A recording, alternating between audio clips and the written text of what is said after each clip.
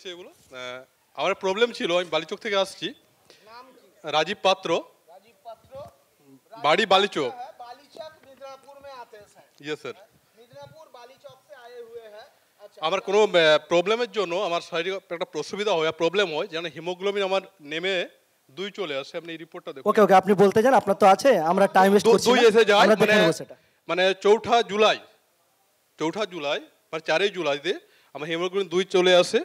এবং আমি তখন সুরজ সঙ্গে পরিচয় ছিলেন, ওনাকে আমি বলেছিলাম যে স্যার আমার এরকম প্রবলেম হয়েছে, যে আমার এই প্রবলেম। তখন উনি বললেন যে তুমি রিও ব্যালেন্স কেলডি 3 খাও।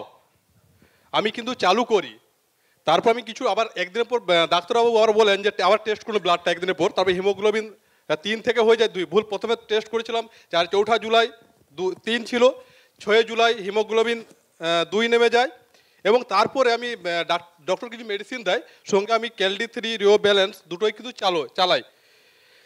ঠিক তার আপনার 20 দিনের মাথায় 26 তারিখে 26শে জুলাই আমার হিমোগ্লোবিন 9.7 দেখে নিতে পারেন। পুরো রিপোর্ট আছে, আপনি চেক করতে পারেন। পুরো যতটা বললাম 4 জুলাই দেখে নিন, একটু চেক করে নেন।